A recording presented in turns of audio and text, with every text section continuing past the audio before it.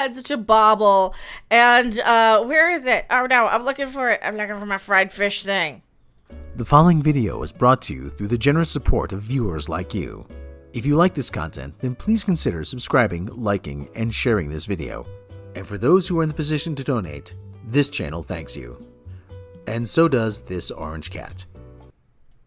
Pretend we heard Madonna saying, "Let's go eat some fried fish." Is that good? Is that not good? That's a good thing, right? Kathleen Kennedy. So here's the honest truth.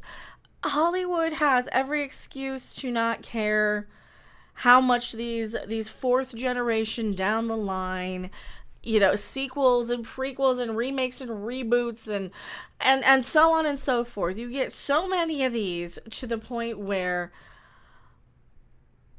the executives it just rolls off their back like water off a duck or something, right? I don't know how to explain. Do you know how to explain this? What am I trying to say here? They're ambivalent to a lot of I'm not things. sure if they're ambivalent. I don't think they care. That's where ambivalent There's is. always going to be people, when you make something that's somewhat controversial, that are just flat out not going to like what you're doing. Right. And we didn't make the movie for them. That's ultimate, So that's what, like a green screen Zoom call from 2020 or something it looks like, when they were doing all these green screen, Zoomy things. Do you think that's a deep fake? You think that's AI? Because that was going around before they were really releasing deep fakes and AIs. But then again, it's a parody account. But it does kind of sum up, the whole attitude in Hollywood, though. It's like, oh, well, the movie's not for them, or they're just istophobes, or, I think they kind of understand that after how many years of fan backlash. Remember, they have heard this all before from the audience. They heard it from everybody in the prequels. They heard it from everybody in the sequels. Remember, all the Patton Oswalts out there were like, "Oh, George Lucas ruined my childhood." Remember him crying about that? Yeah, that was literally, him and who's the other one? Brian Posehn, those type of guys. Those type of guys were out there going, "George Lucas ruined my childhood. We live in a universe where George Lucas and it made Star Wars and it sucked and well. Uh-huh." And that was during the prequel era. And then they got mad at everybody for living in the internet era and stealing their act, I guess, and saying, "Hey, the sequels suck. Well, they took our childhoods. Bob Iger doesn't give a flippity flip." You know what? Well, first up, Bob Iger's dealing with bobblehead DeSantis. Oh yeah, people are gonna be like, "Oh, the leftist left." I just don't like politicians. I'll take shots at both sides of the politicians because they're all idiots. They're idiots who want to use stupid buzzwords to get people to vote for them, right? They don't know what the hell they're doing. He's too big for his britches anyway. It's like, seriously, you're like a brand new guy coming in off the street thinking you're gonna go toe to toe with Bob Iger.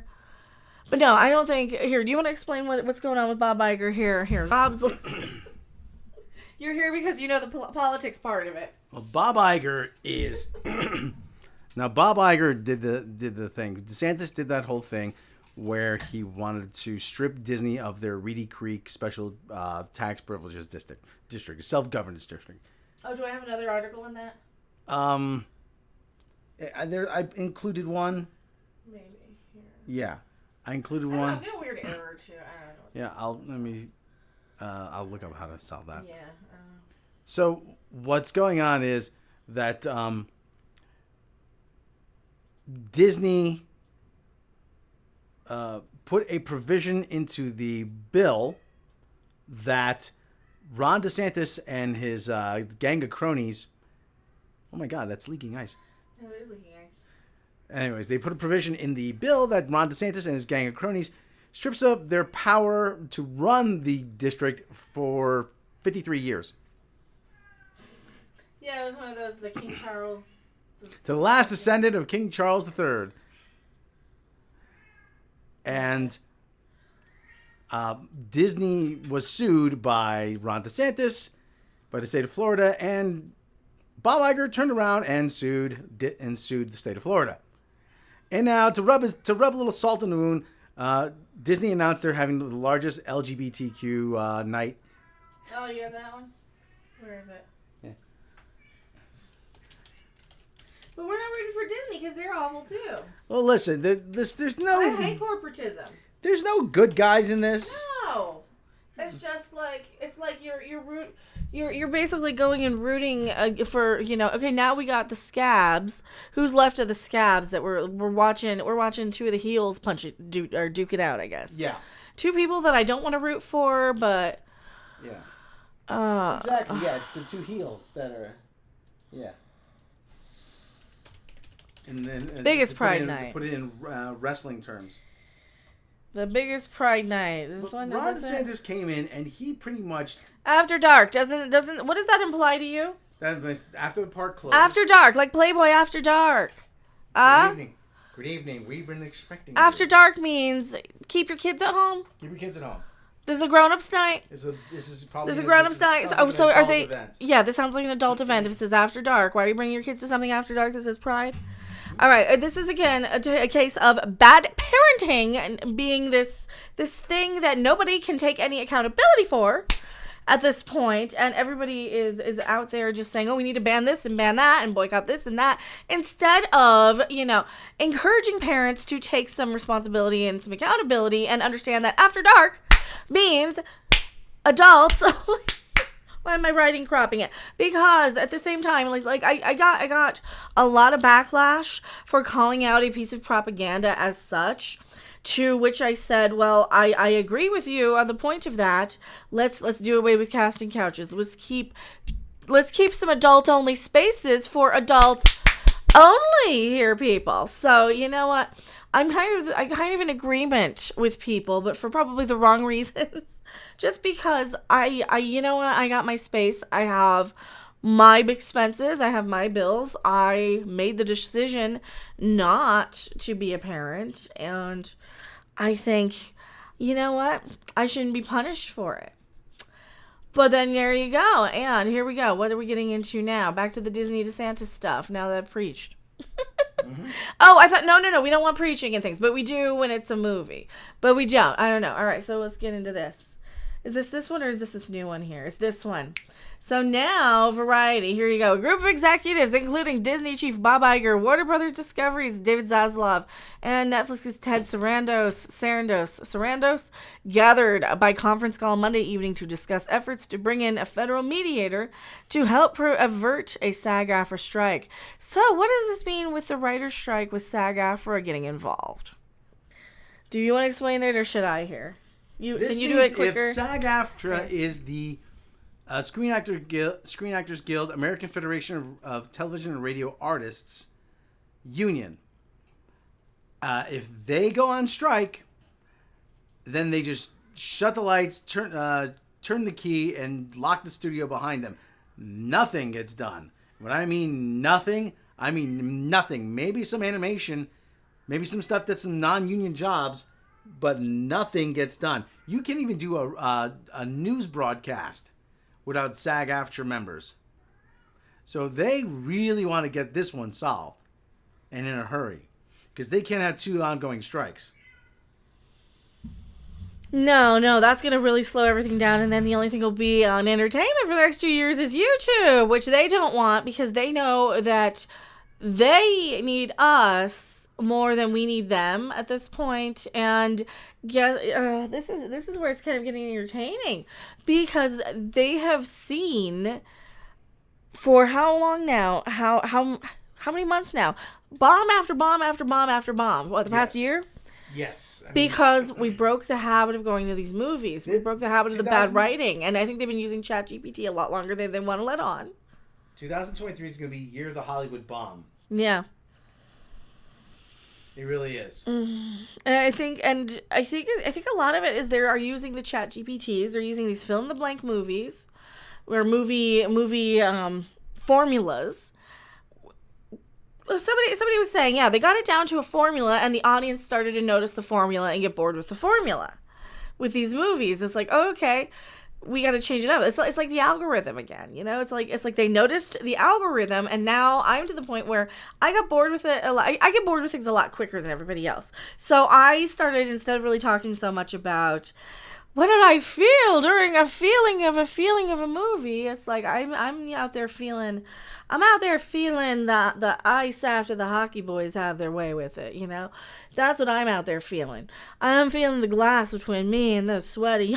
Anyway, this is where my brain goes, so I don't go anywhere else with it. Now, what am I talking about? Oh, So some more you're of this. talking- yeah. Some more of this. Now, Really? this whole... Guys, I look at, you know how I pick? I'll tell you. That's another video. I'll tell you. I told you I was distracted. I'm going to pick which one, and I'll tell you why, how. So SAG-Aftra is actually probably supporting the writers' union. That is the big problem here. Like I said, they can't have two unions on strike at once, or even three. I think they settled the Directors Guild. Mm-hmm.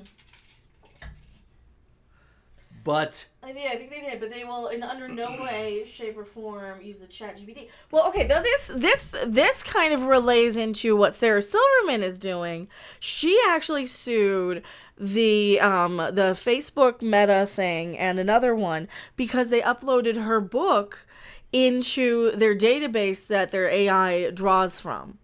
And that's a copyrighted material. So I wonder how many other copyrighted materials are sitting there in this AI database that these studios are using. What do you think? Do you think that's part of a lot of this too, with the writers and the actors even? that's a part of it. That's a part of it. The writers' big thing is they don't want studios to write scripts with AI and then bring in writers to punch up the script that an AI came up with and then turn it into gig work. That's the thing. They want to keep screenwriting very much a full-time job. Yeah. And the studios want to turn it into something that they can automate and just have a writer come in and polish it up. That's what it's going on here. There's a very good, actually, listen, as much as I think he's a D-bag, I was watching Adam Conover with Sam Cedar. Adam Conover is the head of the writers union. One of the guys who's the head of the writers union. And yeah, he's one of those hipster D-bags that think wants to remind you how smart he is and how much smarter he is than you. But he's actually right on a lot of this stuff. What you don't see from writers is there's usually writers on the set of a show or a movie who make on-the-fly corrections. They make rewrites. When someone says this doesn't make sense, okay, let me go take it. I'll work on this. This joke doesn't work. Okay, maybe we can it's very much a very hands-on thing. A lot of people think writers just hold up in a room somewhere. No, they're not. A lot of times they're on sets. They're on movie production sets. They're in the editing room. They're in they're in different capacities. So that's the thing. But the studios want to take all that away and just bring them in on a part-time basis, much like you would call Uber or Uber Eats or Grubhub. They want to turn it into a gig economy job. And but the thing is though that a writer can be more creative and can do things an AI can't. And AI can only give you an average of what's already been produced. It cannot come up with something out of whole cloth. So that's the thing you have to remember here. That's the advantage that the writers have over AI. And studios don't see it that way. Oh yeah, we can just do it our way, and no, I'm afraid you can't. So new Godzilla trailer. Yes, I'm seeing it. Oh wow! Oh wow! Look at that thing. Oh, we're watching this in a second. He's doing a munching and a crunching. Oh, new Godzilla trailer just dropped. Who cares about what Hollywood's doing? Let's look at what Japan's doing. Don't care. Okay, do we want to look through this real quick? We'll look through this real quick. Top Hollywood players are on call. Another side effect is that because you could bring in non-union actors from Europe and the UK. Mm-hmm. Yeah, if they're on strike. So there's another thing. Yeah. So what's going on here with this then? With them calling in the executives? They want an arbiter. They want a mediator. They want an arbiter. So I don't think. First off, I don't think that Bob Iger gives a flippity flip about Kathleen Kennedy right now. He's more worried about everything. It's like, you know what? If this is all you have left, you know, I don't care. This movie's already out and we got money coming in from it. Who cares? We can't make things in the future if we don't have actors and writers. So let's worry about this real quick. And then we got this little gnat on our shoulder, DeSantis buzzing around, thinking he's bigger than he is. And I think that Bob Iger has a lot bigger fish to fry than Kathleen Kennedy. What do you guys think? He's gonna eat some fried fish. He's gonna eat some fried fish. We gotta sing it wrong like Madonna. Come on, go. Let's go. Gonna eat some fried fish. Fried fish. Screw the melody. 'Cause there's no more pasta. Oh no. Gonna eat. See, now I'm just singing. So what are we doing? A group of CEOs and senior executives, including Bob Iger, Warner Brothers, David Zaslav, Ted Sarandos, gathered. We already read this. So the Alliance of Motion Picture and Television Producers, which represents major studios, have requested assistance. All right. Will be amendable to the ideas that would require extending its negotiations for a second time. So here we go. The Sag-Aftra contract is currently set to expire at midnight Pacific time on Wednesday, and the two sides remains at odds on a host of issues. So yeah, SAG might strike, Rob.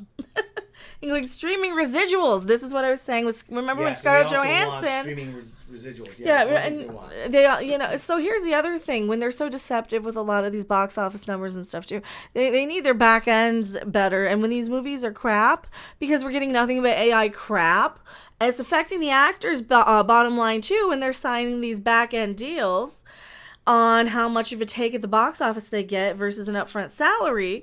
And that's one of the things that they're going to try and shoehorn in next is like, oh, well, you know what? Instead of a salary, you get a piece of the box office, right? And oh yeah, these movies will make $1 billion every time. And then what happened? 2020 happened. So, because you could make a whole lot more for about a minute until they realized, oh yeah, box offices. So, and the two sides remain at odds on a host of issues, including streaming residuals, increasing minimum rates, and artificial intelligence. There has been relatively little progress in the last few days. So see, here's more AI stuff. Begun to look increasingly like a strike will occur. The contract was originally set to expire June 30th, but both sides agreed to a 12-day extension. All right. The SAG-Aftra strike would immediately shut down whatever film and TV production has not already been halted by the Writers Guild. Oh, wow.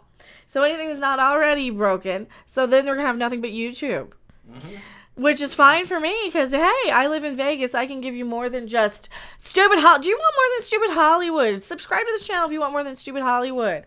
Because we do a lot of stuff. We do like the thrifting stuff. I do the exposing, the BS stuff. We've been talking a lot of hockey too. Do you want more of that over here? Because I can definitely go out and film some of this hockey stuff I'm doing. Because, I'm like literally next door to everything. So here we are. On Monday, the leaders briefed entertainment publicists about strike rules in preparation for a work stoppage. All right, so the Biden administration recently dispatched Julie Su as the acting labor secretary to help broker an agreement that prevent a shutdown of the West Coast ports. This is irrelevant. So is that going to be the same person that comes in for this? Sean Russell, thank you so much. Becca said back end deals. Thank you so much, Sean Russell. Oh, man. We're negotiating with ourselves, and it's not getting anywhere, the source said. How can a mediator hurt? Yeah, they're negotiating with themselves, and they're all a bunch of weirdos and dum-dums, I guess. I am going back to my live chat. Don't you go anywhere.